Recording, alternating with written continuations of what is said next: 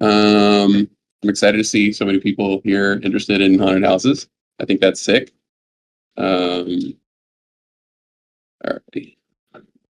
And I'm assuming that on the audio Discord, I don't know if you're checking that everything's good. Their audio video is cool, amazing, awesome.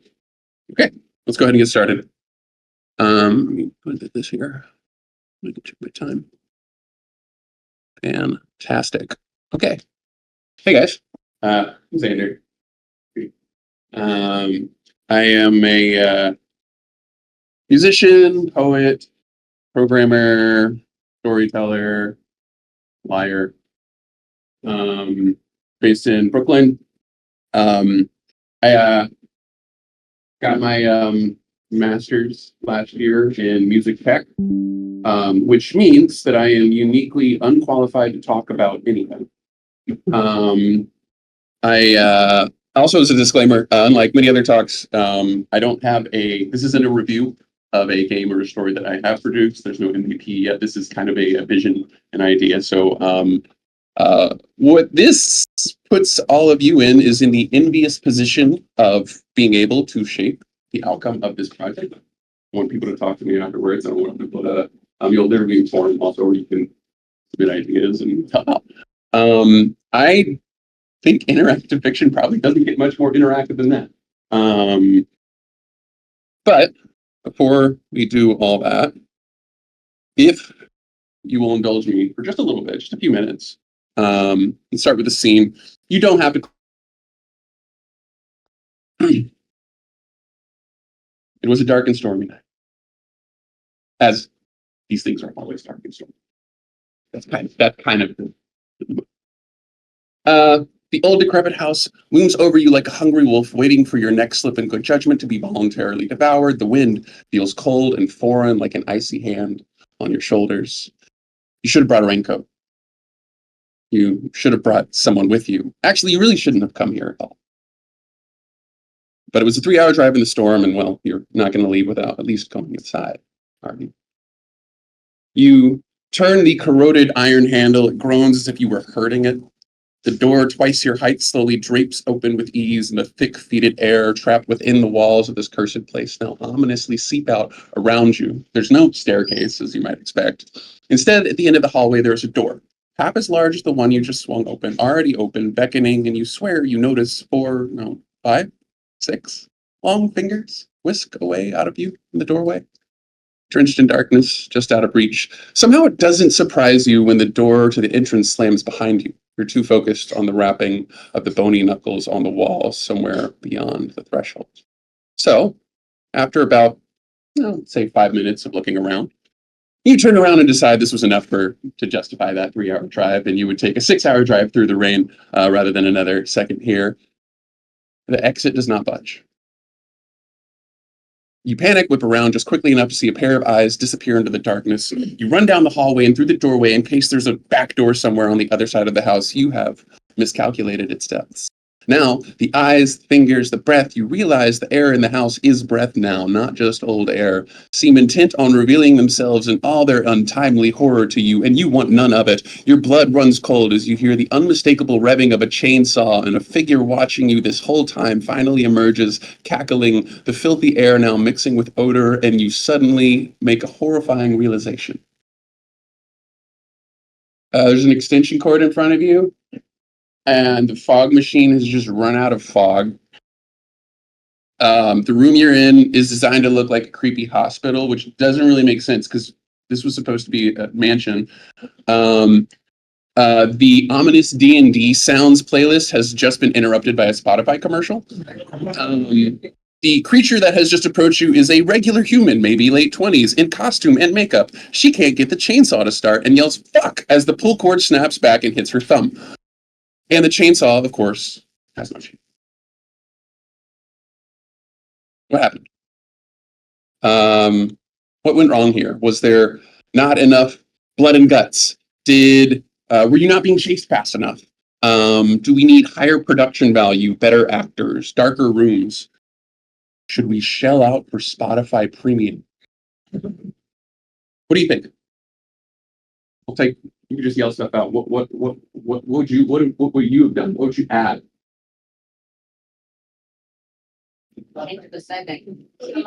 Okay. Other thoughts? Blindfold the audience so I can't see them. That's interesting. That's a good one. If you force them to move rather than be stationary, then any of these kind of things like will be harder to notice because all that's kind of This is a good one as well. These are yeah. from the chat. It's this fire creepy sounds on Bandcamp. That's my people there. That's my people in the chat. Bandcamp Fridays. Bandcamp Fridays. Let's go. Let's go. Okay. These are all good ideas. But first, let's take a look at the history of haunted houses. Maybe if we look at where haunted houses came from, we can learn a little bit about something where they might currently fall short. As a disclaimer, this is history I largely scrounged up from one article that was detailing kind of some of the influences of modern Western haunted houses today. I might miss stuff, but I think you guys get the general idea. We've always been trying to scare each other. Gathered around fires, telling scary stories. Mazes and traps in Egyptian tombs. Folkloric monsters parading on the stages of ancient Greek and Roman theater, 6th century BCE. We skip ahead to the Dark Ages and even more towards the medieval time. Christianity is spreading across Europe. A lot of the evangelism during this period included kind of acting out biblical scenes. So a lot of the biblical scenes would be like very frightening ones to kind of convince people to stay pious. During the Renaissance, we see theater again making advancements in the technology of scaring an audience. For example, ghosts. Some of you might be familiar with Pepper's Ghost. Anyone? Okay, I see hands if you know what Pepper's Ghost is. Okay, cool. A few of you. Yeah, it's a cool mirror trick. When people are like, oh, it's all smoke and mirrors, that was like the OG smoke and mirrors. Shakespeare, ghosts and plays, people will be dressed up in like white makeup and everything like that. Our first real milestone, however, is over here. In terms of haunted houses, at least. Turn of the 20th century, the advent of traveling carnivals. They took scenes that were traditionally separate from the audience and put audiences in what were called dark rides, which were little carriages, essentially, where audiences would be transported scene by scene, effectively spatializing what was previously action that occurred on stage, and then now you get to move through it. They put you in the movie. If you ask anyone who designs haunted houses, like, what is a haunted house? They're like, it's a horror movie you could walk through. So this is one of the first ones. This is the Orton and Spooner Haunted House, 1915. Obviously, this picture is not from 1915, but it's a restoration. And it was in a fair in England. It was part of that fair. If we skip ahead a few years, I was talking to some people about it earlier. Disney's Haunted Mansion, not exactly a haunted house, but very much a strong influence in terms of going through some sort of scary experience. This is kind of the first time that big business gets involved in haunting. Signaling haunted houses can be a little bit more than cheap carnival rides. They can be an enterprise. But it's not just mindless capitalist consumption fueling the ship. Some of you might remember the JCs. They're still around. It was a civic organization of, let's say, dubious moral fiber. And they would do these charity hunts. You could go in and get scared. The money would go to charity, allegedly. At the same time, people also started designing haunted houses on the other end of the spectrum, very scrappy, grassroots sort of campaigns, basements or converted living rooms. And they had a much stronger motivation than money, sin, or the prevention of sin. These were things called hell houses, run by evangelical churches as a way to keep kids out of trouble during Halloween and remind them, hey, this is what might happen to you if you succumb to, I don't know, being a teenager. So we are in an age of modern large-scale attractions right here. Commercial haunted houses are always trying to outdo themselves in terms of scare factors. They measure success not just in ticket sales, but in how many people run out screaming at the end of it.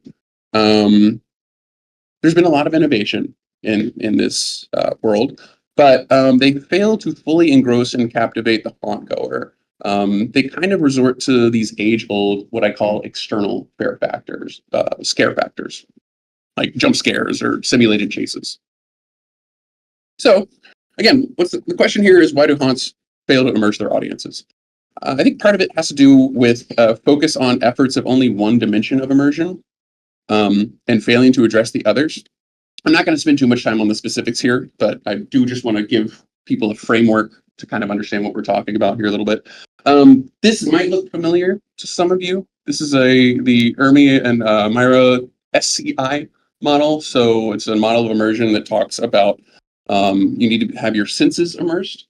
You need to be immersed in respect to a challenge. So you're doing some sort of challenge or task, and you need to be immersed with your imagination. The narrative has to be interesting. Sometimes the I could be imagination or interestingness interchangeably. This is a good starting point.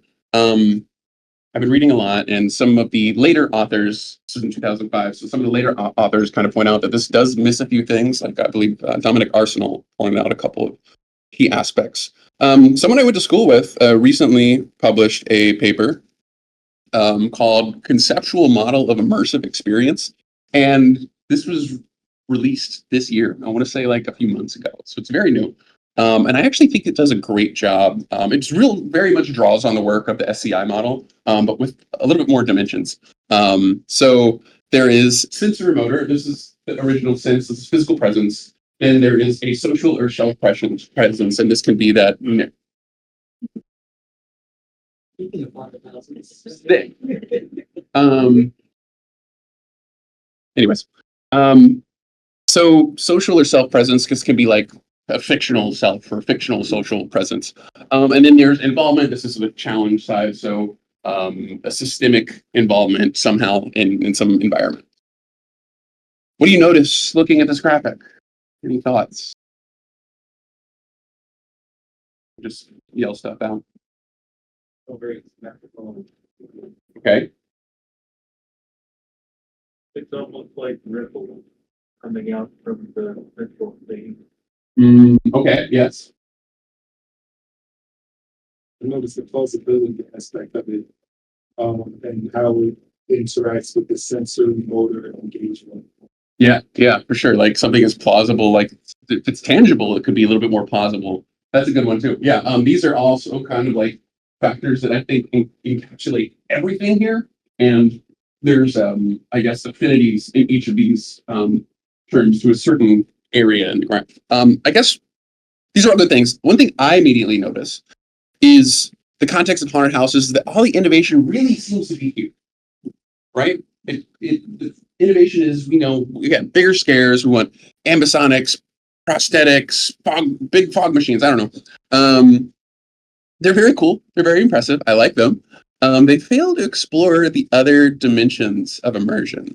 And this has been one of my core frustrations with haunted houses. I love haunted houses. I really enjoy going to them. And I feel like there's not a ton of innovation on the other side of the graph here. You don't really interact with the story. In fact, the story kind of interacts with you, but on a very one-dimensional basis. Like the scare actors come at you, but their goal is really to just scare you. And if they've scared you, they're done. The interaction is over. If we turn our attention to other parts of this graph, I think haunted houses can learn a couple of things from interactive fiction. They're engaging. The audience has to interact with a story, solve puzzles, think critically. They contribute to a sense of self. You're a character within the story, surrounded by other intelligent beings who think and make decisions that influence the action just as you do. Both of these things attempt to break the fourth wall. Whereas haunts are going to break the fourth wall outward towards you. They're coming to you to scare you. I think interactive fiction breaks the fourth wall inward. You can reach in and take hold of the story, influence the story in some way. Some of you may be saying to yourselves, and I've heard it before, but literally was talking to people today and yesterday and saying like, oh, this sounds like immersive theater. And to that, I say, shut up. Narc. Maybe, sure. I don't know. I still, I think we're at the crux here, which is, why did our haunted houses at the beginning lose steam? The story I told you at the beginning. I think it focused too much on senses. It didn't have any cohesive narrative structure. It's very rigid. You can't make any choices, and you didn't really have a sense of self or a sense of other within the experience. There was no interactivity. Without a sense of presence, without a sense of involvement, any illusion provided by props and actors, even if they're really good, it does quickly start to fade. Some of my favorite haunted media, just list a few, like Marble Hornets or House of Leaves or Local 58 or Gemini Home Entertainment, Alan Tutorial. None of these works actually had super high in production value, but they were able to get under your skin and make you feel like you were part of the story, or to put it a different way, to make it feel like the story was a part of real life. So I think the IF genre is a great way to experiment with haunted houses for two reasons. The first reason is because it hits parts of immersion that traditional haunted houses fail to exercise. Now, horror and interactive games have been partners forever, right? There's something unique about the horror genre that really allows players to explore a sense of self, presence, deep involvement. Gwyneth Petey writes in her book, Quantify the World, The Evolution of Horror in the 21st Century, horror games are on the cutting edge of epistemological and ontological shifts in how we understand ourselves as mediated beings in the world. I unpack that statement a little bit, but the reason that I like this quote is referring to ourselves as mediated beings, or like just predefined beings, reminds me of Dominic Arsenault's definition of immersion, saying that immersion occurs when the layer of mediated data is pasted upon the layer of unmediated data with such vividness and extensiveness that it blocks the perception of the latter. What that essentially is saying is that the story is the mediated data. Your real life is the unmediated data, right? The stuff that happens. And like the mediated data, the story is so vivid, you perceive no longer real life. Some people call this flow state. I actually think it can spill out a little bit further into like, oh, this isn't mediated data. This is real life. This is the real thing that I'm experiencing. I think horror and games work well with immersive storytelling because they have real impact on our sense of self and sense of reality. So self-narrative presence, systemic engagement in tasks that the interactive fiction genre leads itself so well to. One of the defining characteristics of this genre is that of choice. I mean, that is arguably the defining characteristic in that genre. Coincidentally, this is also something that PD talks about in her book. Both the horror and genre in video games are traditionally governed by choice, or to put it another way, constraints. So games impose rules on players such that an open world environment becomes like a limited selection of actions, right? You have a limited set of things that you can do. This is what makes the game fun. These limits, these constraints force you to make choices. Horror also kind of uses constraints in a storytelling way. Characters may have to carry out actions in a confined space, or with a limited number of resources or time available to them, or limited visibility. So this kind of got me thinking, what might be interesting constraints for a narrative-driven haunted house, one that is not reliant. And I want to be clear here, I'm not trying to make the perfect, or I'm not trying to argue the case for the perfect haunted house. I'm actually trying to argue the case for overcorrection. I feel like you've veered off very far in one direction. Let's veer off in the other direction, maybe too far, and figure out, like, learn stuff from both and see if we can find something in the middle. So if we're overcorrecting in the other direction, well, we should avoid all the common pitfalls of traditional haunted houses. So no blood and guts, no jump scares, no darkness, no close-ups, no chasing, and definitely no chainsaw guys. Here we go. I think with these constraints, you're forced to create something that is deeply psychological, asynchronous, complex, to rely on story and involvement of the audience rather than a physiological immersion to create a sense of fear. The second reason I think it's really a great way to experiment with haunted houses is because it offers a low-cost, iterative prototyping solution for designing. And so I started this project actually not very long ago. Was last year when I kind of started toying with this, and it was like, oh, creating a haunted house. How hard can it be? Hard, very hard. I'm just some guy. And I realized that without a clear vision, it can easily fall apart. So how could I prototype this? Well, more importantly, how can I make sure that every effort is tied to the story, from branding, marketing, research, the experience itself, so that an audience member feels truly immersed? How could I make something, I want to make people feel a part of the world. So how can I make something like even learning about the project be a part of the project? I'd like to introduce you to Pureform Solutions. You didn't think this was just another presentation, did you? I'm excited to announce Pureform Solutions. So our mission is to design exactly the haunted house experience that current haunts lack. Highly interactive, highly narrative, rich character development, and immersive worlds that put a player at the center of the action that is driven by your choices, your collaboration with the rest of the audience, and your engagement with the story. Our researchers are hard at work developing a digital prototype of what we call the scariest haunted house in the world, using a proprietary guaranteed fear formula, specifically engineered to bring together all of the elements of immersive experiences to create a one-of-a-kind terror adventure. Now, you think this is cool, I can tell. You want to get involved. Well, what do you think a company like Pureform Solutions would need to accomplish its goal of creating the scariest haunted house? Data. We need to gather data. We need to gather lots of it. And the second, we need help. So we can't do this on our own. So if you have a way you'd like to contribute, or if you, this isn't monetary, by the way. This is just like, hey, I want to help out. I think this is cool. Please don't give me money yet. Fill out the form here. This also has any other thing you would like to add section at the bottom, which is where you can give me feedback on this specific talk. Or I don't know, tell me about your cat or something. I'll read it. You can also shoot an email here, pureformsolutions@pm.me. How am I on time? 7 minutes is my father always said that 7 minutes perfect amount of time for Q&A. So let's do that. Okay, let's start.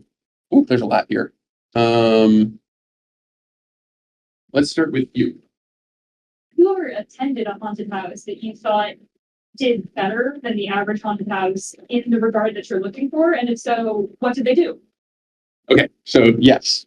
I'm going to tell you a story.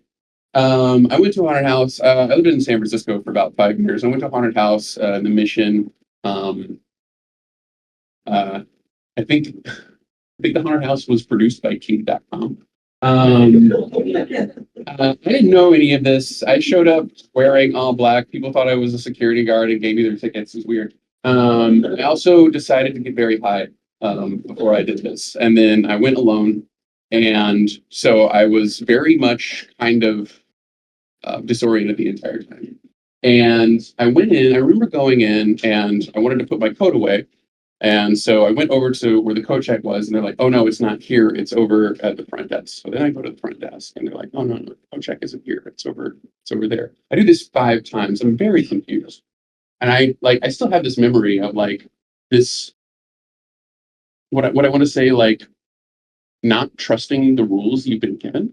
The very first thing that happened in this particular haunted house is you get together with a group of people, and they tell you, there's a little circle on the ground, and they're like, everyone put your foot in the circle on the ground and don't move. Don't move at all until I come back to get you. They never come back. And at some point, we have to decide, okay, we got to get out of here, right?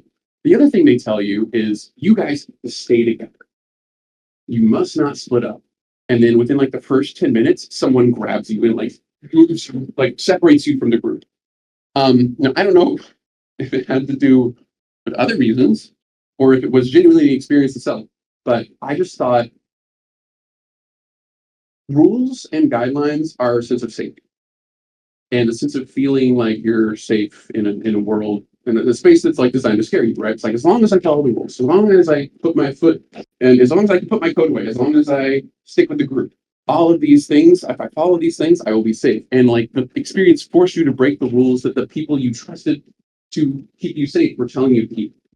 Again, I do not know if this was intentional, but it's a very vivid memory in my mind of just like, oh man, I've broken all the rules. Like anything can happen now. So yeah, I guess that's my answer. Other questions? Yes. There were kind of two main things that I was thinking about during your talk, when you were describing like, the idea of creating more sort of immersive and horrifying house. One of which is, I felt like what you were kind of describing was a little bit like a scary version of the Lacking Star Creature without the hotel part. And then the other thing I was thinking of was like horror escape rooms, which feels like it has more of those elements that you're talking about. So I guess what are your thoughts on this? If I had more time in this talk, there's a slide where I had yonder here. Yeah, here. I would have put other things here. I think escape rooms are heavy here. I think they're actually probably right now doing some of the best work in involvement and in challenge. Like these are really engaging challenges. My thoughts are that like I have this habit or a tendency to try and do everything. And at some point, so I think like yes, you should definitely take some of the learnings from the escape rooms and even like the Black Star Cruiser, but you can't do too much. There is an amount of information. There's like a sweet spot of information for your audience where if you give them too little, they kind of really don't know what to do. But if you give them too much, and especially for like me, like I try to complete every task that's given to me. I solve every, read every. If I'm going to escape room, I'm reading every single thing. If there's too much of that, it's going to get really old and really like exhausting really quickly. So you have to have this sweet spot of information. And I think this also applies. You have a sweet spot of physical immersion, a sweet spot of involvement, a sweet spot of self-presence where you're not. Thank you. You don't want to overdo any one of these because otherwise it becomes a little bit too much to process. The part of them, what I think some of the most creative aspects of a haunted house or an immersive experience in general is the audience. And so if you have too much creativity outside of the audience, you do not allow the audience's own creativity to kind of come out. So I want to balance there. I don't know if that answers your question, but We have a question from the Discord. sure, let's take one. I think it goes off kind of well off that previous one. Haunted houses and attractions are typically designed for capacity, moving people through efficiently. Do you see narrative choices as potentially an obstacle to that efficiency, such as guest decision paralysis? This is a really, really good question. And I mean, if you think about it, like haunted houses like can make a ton of money if you funnel people through as much as possible. That's a pretty big money maker. I guess part of the reason I started doing this was in direct response to that. I felt like, I don't know if the point is to make a shit ton of money. Am I crazy? Is that wild? It's make a good story. So anyways, capacity is challenging. I think usually when you run into challenges like this, you try to figure out a way to make them an aspect of the story rather than like solve it for them. So if there's multiple people and they might be running into each other, how can that be part of the story? How can like, let's say you're in like a waiting room and you're going to do some sort of fear analysis test. Then you go into a test through, but there's already somebody there. Well, that could be an accident, right? And you'd be like, oops, I forgot to move the other person out. Or you can plan for that and you can say, maybe this is a part of the experience. Like, what sort of interaction can you facilitate there? What ways can you make it feel like this is a part of the story? So it's a good question. I think I have time for one more question. Cool. If you get a favorite question, then we can give them a poster. And you just get a question. Right, my favorite question. No pressure. Sure, that pressure. You can also pick a random. Yes, go ahead. No, you. Richard. Okay, so the question I had was, like, the immersive theater comment, you said you got it and really shut up. It made me think about, like, because, like, this could in some ways be interpreted as, like, a haunted house by definition is a thing that emphasizes pain. But I think that's not what you're. And so I was curious, like, what do you think defines a haunted house as a haunted house as opposed to immersive theater? That's the question. Yeah, great question. I was literally just talking about this as well. Definitions, categories, who needs them? It is tricky, right? Because people do come into, if you say something is a haunted house, people come into it with very specific expectations.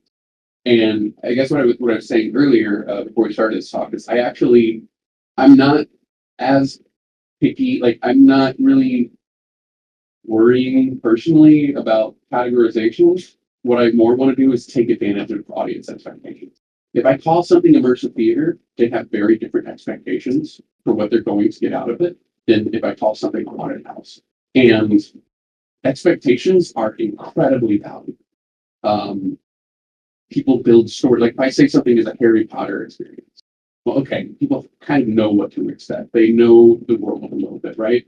And for me to kind of create my own world, I have to create all the lore. I have to make sure people are aware of it. It's a lot of, it's like when you start a D&D campaign and you're like, the people are like very new and they have to like learn all of the lore first before you can actually participate. I think the nice thing about haunted houses is that it's very culturally, like everyone knows what a haunted house is, at least here in the US. Everyone has had some experience with a haunted house. And so I have the expectations already set up to subvert them rather than, I think with immersive theater, people have less expectations a little bit, and that's fine, but it's not really the types of expectations that I want to work with as much as the ones that like people are coming into it with. That makes sense? Okay, cool. Is that our time or? Oh, yeah, I think so. It's our time. Okay.